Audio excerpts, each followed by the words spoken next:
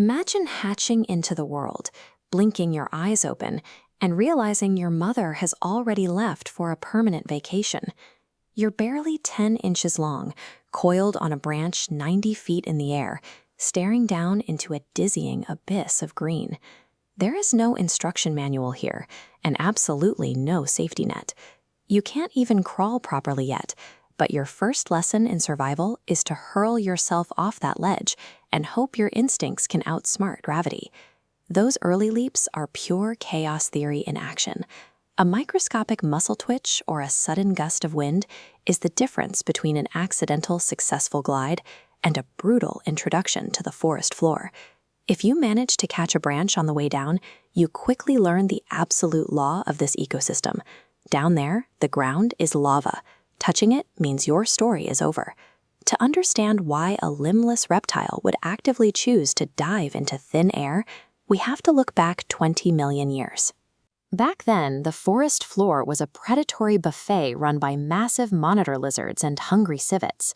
For a snake, taking the trunk down meant running a gauntlet. When cornered high in the canopy, some of your ancestors got desperate. They simply let go. Most of the time, the impact was fatal, but occasionally one would manage to wriggle and steer its fall just enough to hit another tree instead of the dirt. Looking at this evolutionary family tree, you see how millions of years of trial and error played out. Snakes with rigid bodies hit dead ends, but the ones born with slightly wider, more flexible ribs survived the drop, passing those traits to the next generation.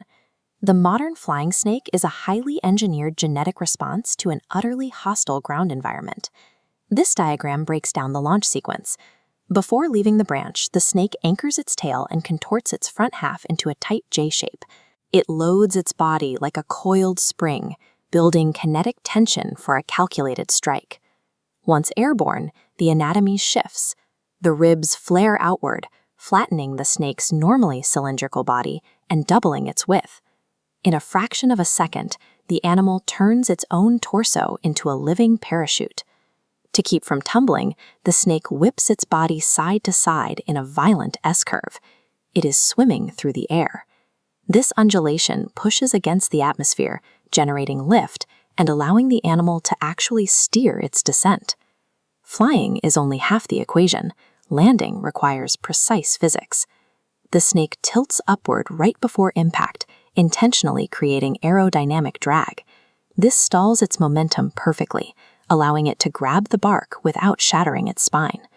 Without that loaded launch, the widened ribs, and the mid-air swimming, the snake is just a heavy tube of muscle. Those three distinct mechanical hacks are the only things standing between a smooth glide and a lethal drop. Once you master the mechanics, you have to navigate the neighborhood. To an adult flying snake, the forest canopy is a three-dimensional real estate market. The highest branches offer the clearest flight paths and the safest hunting spots, and everyone wants a penthouse view. When two adults want the same prime branch, they don't brawl.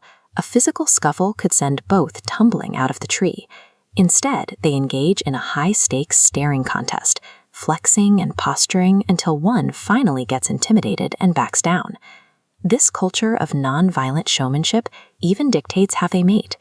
Males compete for a female's attention by performing daring, agile glides to prove whose genes are best equipped for life in the sky. But the moment those genes are secured, parental care ends abruptly.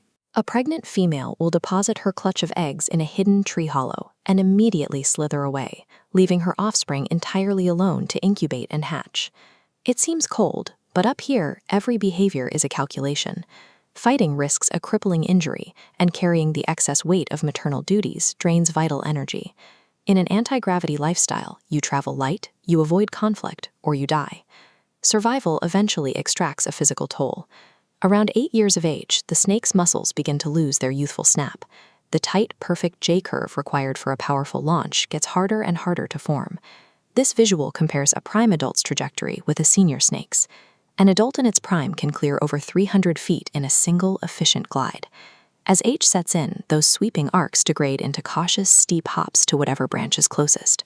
With its range diminished, the older snake is systematically evicted.